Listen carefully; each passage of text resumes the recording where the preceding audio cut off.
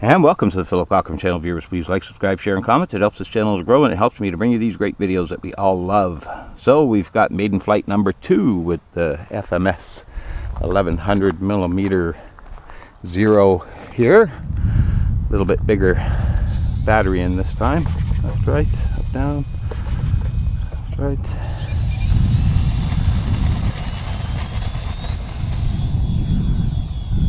Up in the air. Nicer.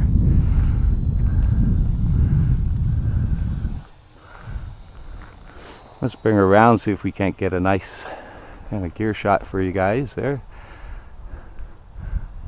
But the only, she can fly slow, eh? The only minor complaint I would have about this plane is the wheels they're really hard, like plastic. I don't know if they're even some type of foam or something, but they're super hard. So maybe change those out with some nice little softer foam ones, especially for this runway. But yeah, this thing's whoa, get a little bit more speed up there, Phil. It's a very light little warbird for a 1.1 meter. We only have a 3-cell in here. Again, can you guys let me know if you have this plane, if you've tried a 4-cell in it, or if it's gonna fry it or not? I'd be curious to know. I thought I had 4 of these 3-cells, and it looks like one of the smart batteries, the 2200. That I think, you know, came with the Aero Scout or something, maybe. It's got a cell that's dead.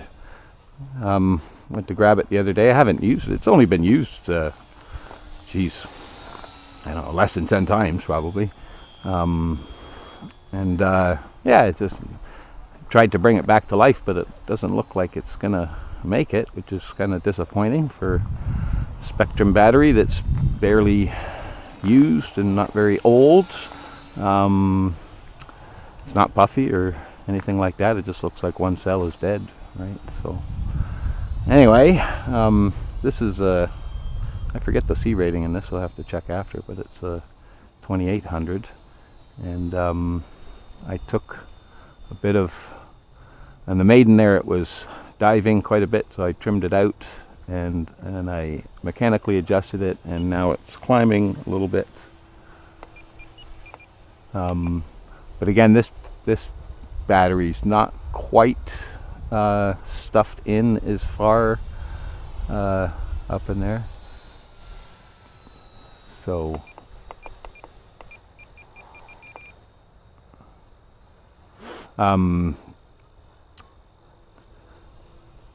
yeah, it's still climbing quite a bit there.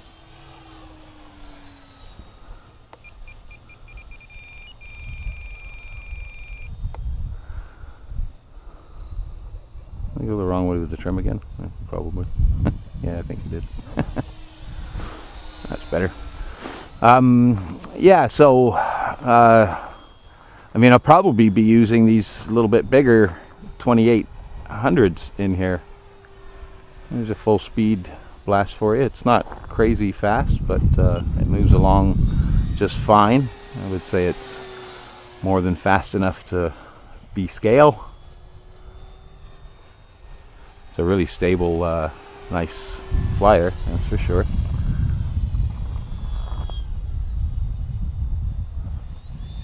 And it does fly pretty slow too, so let's kind of try that out before we lose everything. Let's go full flaps on this thing, into the wind a little bit there. Look at that glide. I mean, it's, so it was just about to tip stall there, and if you guys caught that, because we were going super slow, but that's, I mean, you don't need to fly any slower than that. I'm surprised they work so well on there. It's set up basically how the book is. This is my own setup. If you I didn't already say that. Let's take the flaps off again. Because on the Spitfire, which is very similar size and has split flaps on it too, but I guess they're just a little bit smaller surface area, and there's maybe higher wing loading on that Spitfire, a little wider chord on the wing and stuff there, but they don't seem to make that much difference. And it's kind of similar on the big Avios there too. Like, you can tell a difference in mid flaps and full flaps, right? But it's not dramatic, which is fine by me. I don't want it to be dramatic. But this little guy seems to be affected by them a fair bit. Better check our flight time here, because I'm kind of used to a little bit longer times with this size bird. Oh yeah, we're already over because I didn't reset the timer. So let's bring her in.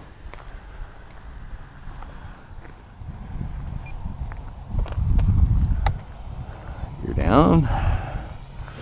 Come around this way because we do have a little bit of wind. I'll try one click of flaps on for this landing. Coming out deep, deep, deep.